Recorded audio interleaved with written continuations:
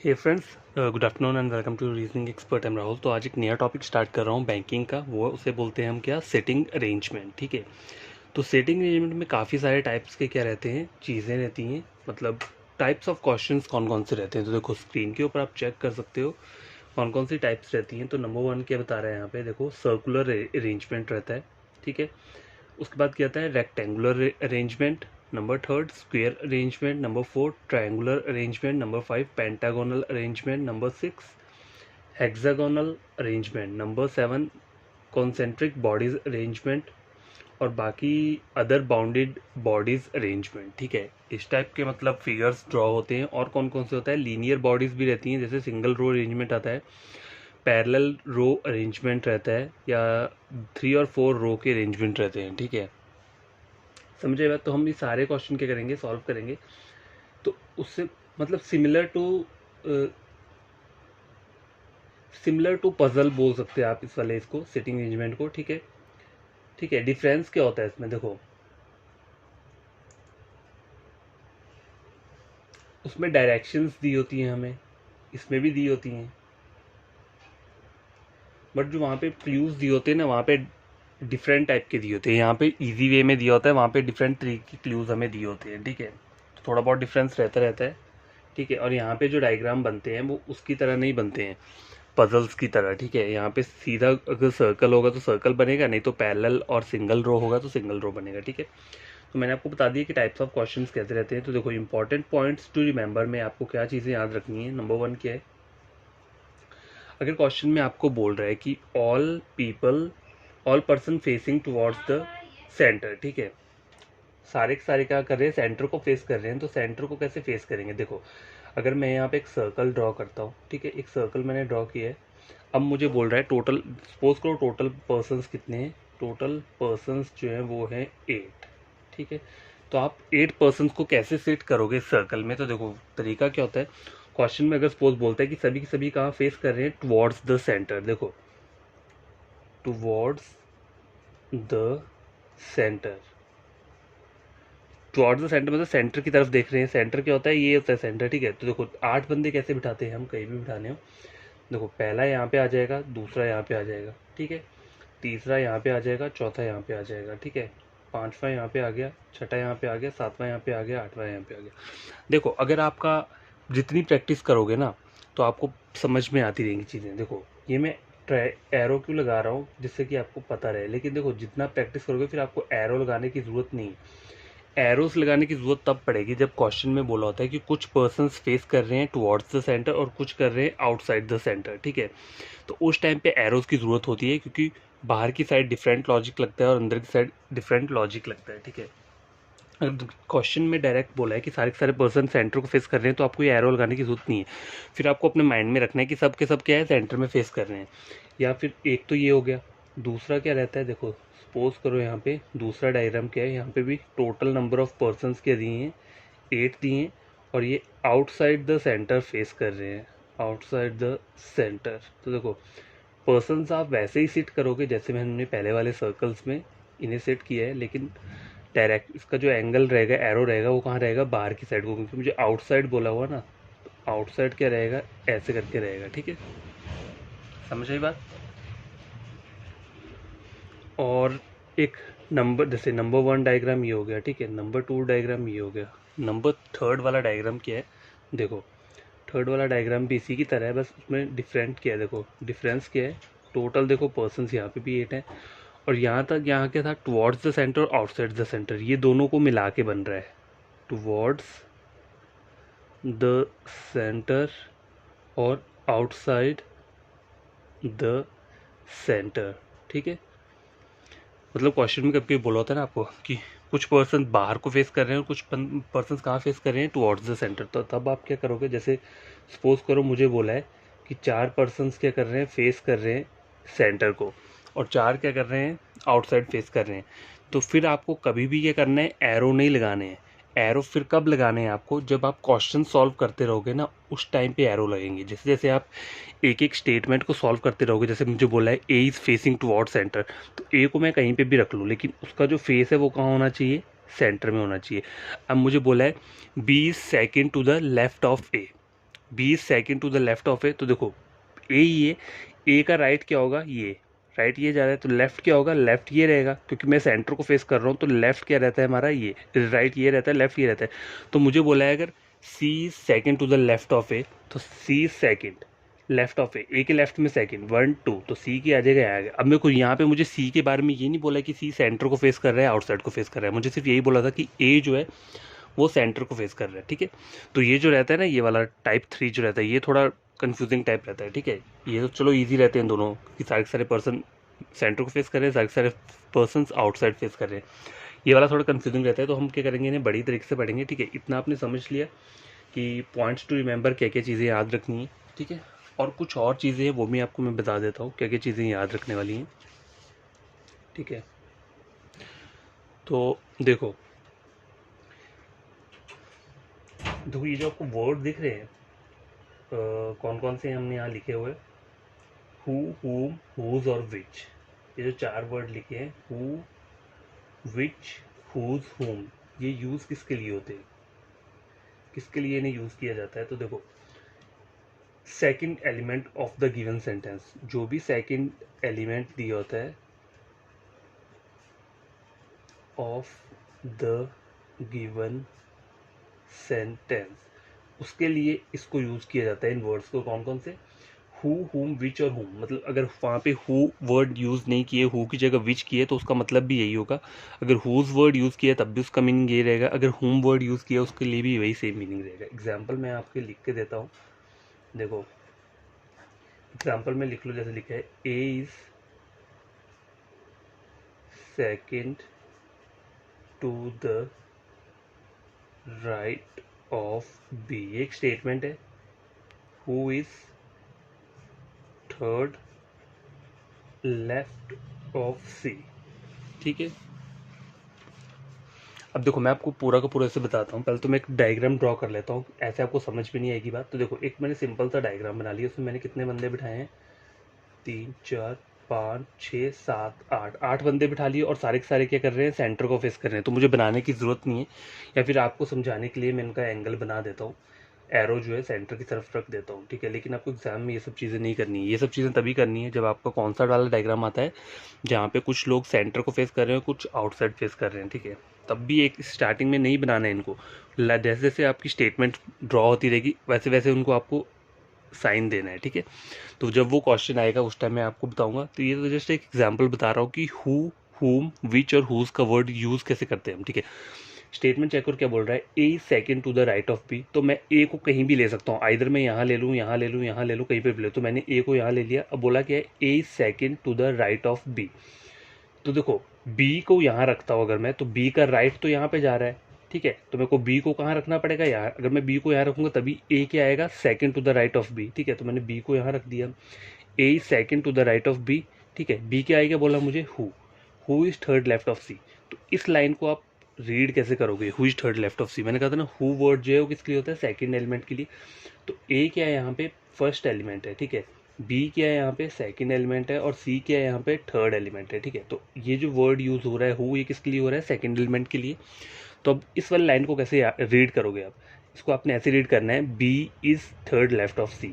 तो B is third left of C, तो C को अगर मैं यहाँ रखता हूँ तभी 1 2 3, थर्ड लेफ्ट पे कौन आ रहा है, बी आ रहा है, ठीक है। B is third left of C, तो सी के थर्ड लेफ्ट पे कौन आ रहा है, बी आ रहा है। तो देखो मेरा ये डायग्राम क्या हो गया, बन गया। इस वाली के अकॉर्डिंग, इस वाली स्टेटमेंट के अकॉर्डिंग मैंने अपना क्या किया है, डायग्राम को ड्रॉ कर लिया, ठीक है। समझ आई बात। तो हु हुम विच या हुज, कोई भी वर्ड अगर हु की जगह या हुम दिया हो तब भी यही बनेगा, विच दिया होगा तब भी यही बनेगा, हुज दिया होगा तब भी यही बनेगा, ठीक है। चारों वर्ड सेम है, ठीक है। समझाई बात। अब देखो आगे वाला चेक करो। अब जो 3 वर्ड लेकर आ रहा हूँ मैं वो है एंड बट और वाइल, ठीक है। कौन कौन से वर्ड है वो, एंड बट और वाइल। तो देखो एंड बट वाइल का यूज़ कहाँ पे होता है, फर्स्ट एलिमेंट जो रहता है of the given sentence, of the given sentence, उसके लिए हम यूज़ करते हैं क्या, एंड बट और वाइल, ठीक है। तो एग्जांपल ले लेते हैं, एग्जांपल से ज़्यादा समझ में आता है, ठीक है। तो देखो सेम ऊपर वाले की तरह एग्जांपल लेता हूँ मैं, देखो A is second to the right of B and is third left of C, third left of C. देखो यहाँ पे एंड का यूज़ हो रहा है, एंड की जगह बट भी हो सकता है, वाइल भी हो सकता है, तो टेंशन लेने की जरूरत नहीं है, तीनों वर्ड्स का मीनिंग सेम ही है, ठीक है। अब देखो डायग्राम ड्रॉ कर लेता हूँ मैं यहाँ पे 1 2 3 4 5 6 7 8, ये मैंने डायग्राम 8 पर्सन्स वाला ड्रॉ कर रहा हूँ। आइदर क्वेश्चन में कुछ भी पूछ सकता है, 6 पर्सन्स का पूछ सकता है, 7 का पूछ सकता है, 5 का पूछ सकता है, 9 का भी पूछ सकता है, ठीक है। मैक्सिमम इतना ही पूछता है, उससे ज़्यादा नहीं पूछेगा एग्जामिनर, ठीक है। तो देखो इस लाइन को ड्रॉ कैसे करेंगे, A is second to the right of B, ठीक है। तो ए को तो मैं कहीं भी बिठा देता हूँ, मतलब अगर मेरे सारे के सारे पीपल जो हैं, जो 8 बंदे बैठे हैं, अगर ये सेंटर को फेस कर रहे हैं, ठीक है, ठीक है, अगर ये सेंटर को फेस कर रहे हैं तो मैंने अब यहाँ पे एरो नहीं लगाया है, सीधा मुझे माइंड में पता है कि सेंटर को फेस करें, तो मैं ड्रॉ कैसे करूँगा, A is second to the right of B, तो बी के राइट में सेकंड में कौन बैठा है, ए बैठा है, तो बी को अगर मैं यहाँ, बी को कहीं पर भी ड्रॉ कर लो, बात एक ही है, बी को मैंने यहाँ पे ड्रॉ कर लिया, बी के सेकंड राइट पे कौन है, ए है, ठीक है। ड्रॉ हो गया यहाँ तक। आगे बोला है and is third left of C, तो ये एंड वर्ड किसके लिए यूज हुआ है, फर्स्ट एलिमेंट के लिए, तो फर्स्ट एलिमेंट यहाँ पे कौन है, ए है, सेकंड एलिमेंट बी है, थर्ड एलिमेंट सी है, तो फर्स्ट एलिमेंट के लिए कौन सा वर्ड यूज हुआ है, एंड वर्ड यूज हुआ है। तो आपको आगे वाली जो स्टेटमेंट दिख रही है इसको रीड कैसे करना है, A is third left of C, A is third left of C, तो अगर मैं सी को यहाँ पे बिठाता हूँ तभी इसके थर्ड लेफ्ट में कौन आएगा, ए आएगा, ठीक है। समझ आई बात। ये आप तभी कर सकते हो जब आपको प्रैक्टिस होगी, डेली का आप करोगे, क्वेश्चन सॉल्व करोगे, तभी क्या होगा, ज़्यादा से ज़्यादा आपको चीज़ें क्या आएंगी, समझ में आएंगी। और गैस देखो एग्जाम में जो ये स्टेटमेंट आती है ना, ये 3-4 स्टेटमेंट्स आती हैं, जैसे मैंने यहाँ तक ये लिखी है, उसके बाद 3 और दी होंगी, क्योंकि पूरा का पूरा सर्कल फिल करना होता है, जितने भी पर्सन बैठे हैं तो बहुत सारी स्टेटमेंट्स दी होती है।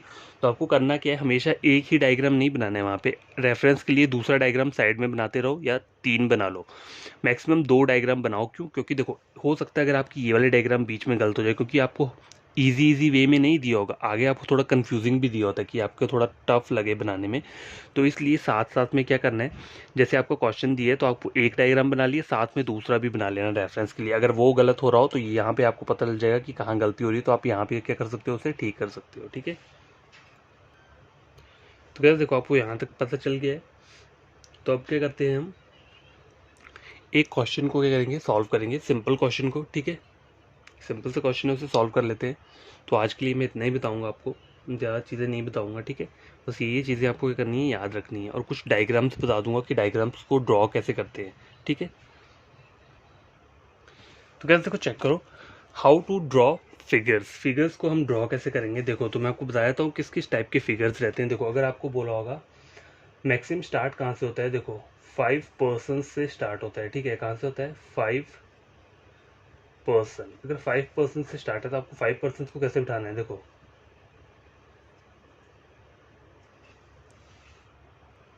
तो गैस देखो 5 पर्सन्स को अगर आपको बिठाना होगा तो कैसे बिठाओगे, देखो पहला आप यहाँ पे ड्रॉ कर सकते हो, दूसरा आपने क्या कर दिया, यहाँ पे बना लिया, तीसरा यहाँ पे बना लिया, फोर्थ यहाँ पे बना लिया, और फिफ्थ यहाँ पे बना लिया, ठीक है। ये मतलब एक दूसरे के ऑपोजिट होने चाहिए, वाइस वर्सा करके, ठीक है। तो 5 पर्सन्स का जो डायग्राम रहता है वो ऐसे रहेगा।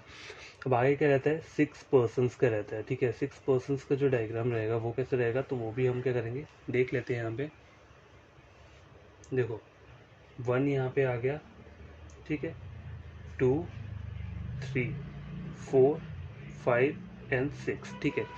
6 पर्सन्स को अगर आपको सर्कल में बिठाना है तो इस तरीके से बिठाना है, ठीक है, कि वो क्या आना चाहिए, थोड़ा सा आपस में क्या आना चाहिए, मिलते जुलते रहने चाहिए। यहाँ पे 5 में ऐसा है कि ये दोनों डायगनली हैं और ये जो है ये अलग है, ठीक है। इन तीनों में तीनों क्या मिल रहे हैं, एक दूसरे को डायगनली मिल रहे हैं। 5 पर्सन, 6 पर्सन, 7 पर्सन का डायग्राम कैसे होगा, तो वैसे देखो 7 पर्सन्स के डायग्राम के लिए आपको कैसे बनाना है, पहले यहाँ पे बना लिया, ठीक है, दूसरा यहाँ पे आ गया इसके ऑपोजिट, ठीक है। यही बात समझ पे, ये यहाँ पे आ गया, और एक क्या आ जाएगा, यहाँ पे आ जाएगा ऐसे, ठीक है। एक क्या आ गया यहाँ पे, देखो 1 2 3 4 5 6 7, ये दोनों आपस में मिल रहे हैं, ये भी मिल रहा है, ये भी मिल रहा है, सिर्फ ये जो है ये क्या है, अलग है, ठीक है। लग गया पता, 5 पर्सन, 6 पर्सन, 7 पर्सन का डायग्राम आपको कैसे बनाना है। ठीक है। डायग्राम कहीं भी गलत मत बना लेना कि ऐसे ऐसे कहीं पर भी लगा देना, क्योंकि कभी कभी ऐसा होता है ना कि क्वेश्चन में आपको ऐसा पूछा होगा कि ए के डायगोनली कौन बैठा हुआ है, तो अगर आपने ये एक्यूरेट डायग्राम बनाया होगा तो ए के डायगोनली बी बैठा है ये आप बता दोगे। अगर इसको आपने यहाँ पे लगाया होगा तो फिर क्या बताओगे ए के सामने कौन बैठा है। इसलिए डायग्राम बनाना क्या होता है, बहुत वो होता है, इंपॉर्टेंट चीज़ है। ठीक है, 7 पर्सन्स के लिए हो गया। 8 पर्सन्स के लिए तो आपको ऑलरेडी पता है, 2 यहाँ पे 2 यहाँ पे, 2 साइड में और 2 साइड में, ये कितना हो गया 8 पर्सन्स का डायग्राम ऐसे बनता है। ठीक है, ठीक है, समझ आ गई बात। और देखो कभी कभी पता है क्या होता है कि आपको स्टेटमेंट में बोला होगा कि टोटल नंबर ऑफ पर्सन्स कितने हैं, 8 है। ठीक है, ठीक है, नंबर ऑफ पर्सन्स 8 है, लेकिन एक उसमें क्या है, वैकेंट स्पेस है। मतलब आपको टोटल 8 तो दिया होगा लेकिन एक वैकेंट है, मतलब एक जो है वो हमेशा क्या रहेगा, खाली रहेगा। तो उस टाइप के क्वेश्चंस भी क्या रहते हैं, एग्जाम में पूछे जाते हैं, तो वो हम हर एक टाइप का करेंगे, सॉल्व करेंगे। लेकिन आज के लिए मैंने आपको सिर्फ एक डायरेक्शन दी है, चीज़ें बताई हैं, क्या क्या चीज़ें आपको याद रखनी है, इंपॉर्टेंट पॉइंट्स टू रिमेंबर। ठीक है, तो देखो जैसे कि कोई क्वेश्चन ले लेता हूँ मैं, आगे वाले पेज पे एक क्वेश्चन लेता हूँ। ठीक है, तो देखो जैसे, तो गैस देखो एक क्वेश्चन हम पहले आज सॉल्व कर लेते हैं। ठीक है, तो कौन सा क्वेश्चन है, सिंपल सा क्वेश्चन है। देखो 9 पर्सन्स वाला क्वेश्चन है ये, जो आपको स्क्रीन पे दिख रहा है। तो P Q R S T V W Y Z, total 9 person sitting in a circular table, circular facing, circle facing the centre, centre को फेस कर रहे हैं। तो देखो एक मैंने यहाँ पे सर्कल बना लिया है। ठीक है, टोटल नंबर ऑफ पर्सन कितने यहाँ पे 9 बैठे हैं। तो 9 को मैं कैसे ड्रॉ करूँगा, देखो 3 यहाँ पे आ गए, 4th 5th 6th 7th 8th और 9th। ठीक है, ये मैंने 9 पर्सन को बिठा लिया है, सबके सब सेंटर को फेस कर रहे हैं। तो मैंने एरो नहीं लगाया क्योंकि मुझे माइंड में ही याद रखनी है चीज़ें। ठीक है, आपको भी ऐसे ही करना है। तो आगे पढ़ते हैं, क्वेश्चन क्या बोल रहा है। देखो v second to the left of p, p के सेकंड लेफ्ट में कौन है, v बैठा है, ये बोल रहा है। तो p को मैं कहीं पे भी ड्रॉ कर सकता हूँ, मैंने p को यहाँ पे ड्रॉ कर लिया। ठीक है, v second to the left of p, तो v second, first second, v second to the left of p। आगे क्या बोल रहा है, who is third to the left of y। तो ये जो थर्ड हु वर्ड किसके लिए यूज हुआ है, पी के लिए यूज होता है। मैंने पहले बोला था कि सेकंड पर्सन के लिए, सेकंड एलिमेंट के लिए कौन सा वर्ड होता है, यू, हु, हुम और विच। तो ये हु वर्ड पी के लिए यूज हो रहा है। तो आपको इसको रीड कैसे करना है, P is third to the left of Y, P is third to the left of Y. अगर मैं वाई को यहाँ बिठाता हूँ तभी 1 2 3, P is third to the left of Y तभी आएगा यहाँ पे। ठीक है, आगे क्या बोल रहा है, S is fourth to the left of P, S is fourth to the left of P, 1 2 3 4, S is fourth to the left of P, draw हो गया। आगे चेक करके बोल रहा है T is third to the right of Q. तो देखो T और क्यू के बारे में मुझे यहाँ कुछ नहीं बोला है, तो आगे हम पढ़ते हैं। जो जिसकी चीज़ के बारे में नहीं कुछ भी बोला है उसको आप क्या कर सकते हो, यहाँ पे लिख सकते हो साइड में। कैसे लिखोगे साइड में, जैसे मैंने इस तरीके से लिखा है, बोला क्या मुझे, T is third to the right of Q, तो क्यू के थर्ड राइट पे कौन है, टी है। ठीक है, इस तरीके से आप क्या कर सकते हो, इसे साइड में लिख सकते हो। आपको बाद में क्या करना पड़ेगा, क्वेश्चन देखने की जरूरत नहीं है, सिर्फ यहीं से मैं क्या करूँगा, सॉल्व कर दूंगा। ठीक है, अब देखो आगे जो क्यू लिखा है, T is third to the right of Q, उसके आगे क्या बोल रहा है, who is the immediate right of V. तो हु वर्ड किसके लिए यूज हुआ है, क्यू के लिए यूज हुआ है। तो आपको उसको ड्रॉ कैसे करना है, Q is to the immediate right of V. तो v के इमीडिएट राइट में देखो v का फेस यहाँ पर है सेंटर को, इन सब का सेंटर में, तो v का इमीडिएट राइट कौन होगा, ये होगा। तो v के इमीडिएट राइट में कौन बैठा है, क्यू बैठा है। और Q, t is third to the right of Q, t is third to the right of Q. तो 1 2 3, क्यू कहाँ गया, t आ गया यहाँ पे। ठीक है, बन गया। लास्ट वाली चेक करो line, w is fourth to the right of z। क्या बोल रहा है, w is fourth to the right of z। अगर मैं z को यहाँ रखता हूँ तो w को क्या करना पड़ेगा, z के राइट में फोर्थ में w है, तो z को यहाँ रखता हूँ तो 1 2 3 4, w तो यहाँ नहीं आएगा, नहीं आएगा। अगर मैं z को कहाँ रखता हूँ, यहाँ रखता हूँ, ठीक है, s के आगे रखता हूँ, तो क्या आता है, देखो 1 2 3 4, तो w यहाँ पे बन जाएगा। तो मुझे z को यहीं रखना पड़ेगा, तभी मेरा w क्या होगा, यहाँ पे बनेगा। अब जो एक अल्फ़ाबेट बच रहा है वो कौन सा बच रहा है, P Q R S T we. देखो पी क्यू आर, आर बच रहा है तो आर क्या आ जाएगा, यहाँ पे आ जाएगा। ठीक है, समझ आ गई बात। तो ये हमारा क्या है, डायग्राम ड्रॉ हो चुका है। तो यही मैं बताना चाह रहा था कि किस तरीके से हमें क्या करना है, ड्रॉ करना है। और देखो इमीडिएट राइट, इमीडिएट राइट या फिर लेफ्ट, और एक सिंपल बोला होता है left, A is to the left of B. अगर सपोज करो, एग्जाम्पल देता हूँ, यहाँ पे ऐसा बोला है A is to the left of B. तो अगर ये सर्कल मैंने यहाँ पे ड्रॉ किया है, उसमें यहाँ पे मैंने टोटल 8 बंदे क्या किए हैं, चलो जितने बंदे मैंने बिठा दिए यहाँ पे, ठीक है, 8 बंदे बिठा दिए। अब मुझे इसे कैसे ड्रॉ करना है, इन दोनों लाइंस को अगर मुझे ड्रॉ करना पड़ेगा तो मैं कैसे कैसे कर सकता हूँ। A to the left of B, A is to the immediate left of B. देखो दोनों लाइंस में डिफरेंस क्या है, यहाँ बोल रहा है A is to the left of B. अगर मैं ए को यहाँ ड्रॉ करता हूँ तो बी को क्या करना पड़ेगा, लेफ्ट में। अगर सारे के सारे पर्सन्स क्या कर रहे हैं, सेंटर को फेस कर रहे हैं, ठीक है, तो बोला है A is to the left of B. तो बी कहाँ में, आप क्या बोलोगे, बी आपको यहाँ पे बना दोगे तभी वो लेफ्ट में, नहीं, बी कहीं पर भी हो सकता है, बी कहीं पर भी हो सकता है। देखो बी इधर यहाँ हो सकता है, यहाँ यहाँ यहाँ कहीं पे भी हो सकता है, ठीक है। यहाँ पे मुझे मेंशन नहीं किया है इस वाली लाइन में, बोला है सिर्फ A is to the left of B. तो ए जो है वो बी के क्या होगा, लेफ्ट में होगा। तो बी कहीं पर भी हो सकता है, ठीक है। ए जो आना चाहिए लेफ्ट में आना चाहिए, लेकिन बी के लेफ्ट में बी कहीं पर भी हो सकता है। ऐसा नहीं बोला कि बी यहाँ पे बैठेगा, यहाँ पे बैठेगा। सेकंड वाली लाइन चेक करो, A is to the immediate left of B. अब यहाँ क्या बोल रहा है, इमीडिएट क्या होता है, मतलब बस एक साथ। इमीडिएट का मतलब क्या होता है, बस साथ में, ठीक है। तो A is to the immediate left of B, तो बी मुझे कहाँ बनाना पड़ेगा, फिर यहाँ पे बनाना पड़ेगा, तभी वो इमीडिएट। इमीडिएट क्या होता है, मतलब एक साथ, ठीक है। समझ आई बात, इन दोनों लाइंस में डिफरेंस समझ में आया आपको। तो यही मैं आपको बताना चाह रहा था। तो देखो ये क्वेश्चन मैंने जस्ट आपको बताया कि डायग्राम हम ड्रॉ करते कैसे हैं, ठीक है, क्या तरीका रहता है। और कुछ अगर चीज़ें आपको समझ में नहीं आ रही, कन्फ्यूजन है, मतलब होता है ना कभी कभी कि वो अल्फ़ाबेट यहाँ पे नहीं दिया होगा, उसके रिगार्डिंग स्टेटमेंट दिया लेकिन उसके बारे में बोला नहीं है, तो उसको आप साइड में इस तरीके से क्या कर सकते हो, ड्रॉ कर सकते हो, ठीक है। इसलिए कि बार बार आपको स्टेटमेंट या स्क्रीन देखने की ज़रूरत नहीं पड़ेगी एग्ज़ाम में। ऑनलाइन एग्ज़ाम होता है तो बार बार अगर चेक करोगे स्क्रीन को, मॉनिटर को चेक करोगे, तो वो आपका टाइम वेस्ट होगा। इससे अच्छा वो साइड में लिख लो कि जो भी डाउटफुल चीज़ें हैं, पॉसिबिलिटीज़ जो भी हैं, ठीक है। तो आज के लिए इतना काफ़ी है। तो आई होप आपको ये सब चीज़ें समझ में आई होंगी। तो करना कि आपको कोई भी न्यू स्टूडेंट या एस्पिरेंट जिसने मेरी वीडियो चेक किया हो, लगता है एग्जाम पॉइंट ऑफ व्यू से ये मैंने बढ़िया तरीके से समझा के आपको बताया, तो आपको करना क्या है, मेरे चैनल को सब्सक्राइब कर देना है, ठीक है। और वीडियो को करना है आपको लाइक और शेयर कर देना है, ताकि ये वीडियो उन बच्चों तक पहुंच पाए जो यूट्यूब से पढ़ते हैं। तो मेरा जो चैनल है वो रीजनिंग के ऊपर है, बैंकिंग का हो गया, रेलवे का हो गया, एसएससी का हो गया, तीनों रीजनिंग के ऊपर है, ठीक है। आप पढ़ सकते हो, प्लेलिस्ट मैंने ऑलरेडी अपलोड किए हैं। जो जो टॉपिक कंप्लीट होता जाता है तो मैं वहाँ करता रहता हूँ अपलोड, ठीक है। तो आपको सिर्फ पढ़ना है बढ़िया तरीके से। और कोई भी अगर डाउट हो तो टेलीग्राम में पूछ सकते हो मुझसे, या फिर वीडियो के कमेंट बॉक्स में पूछ सकते हो, ठीक है। तो बाय, टेक केयर। कल इसमें हम क्या करेंगे, न्यू क्वेश्चन सॉल्व करेंगे, किस किस टाइप के क्वेश्चंस रहते हैं, ठीक है। तो बाय, टेक केयर।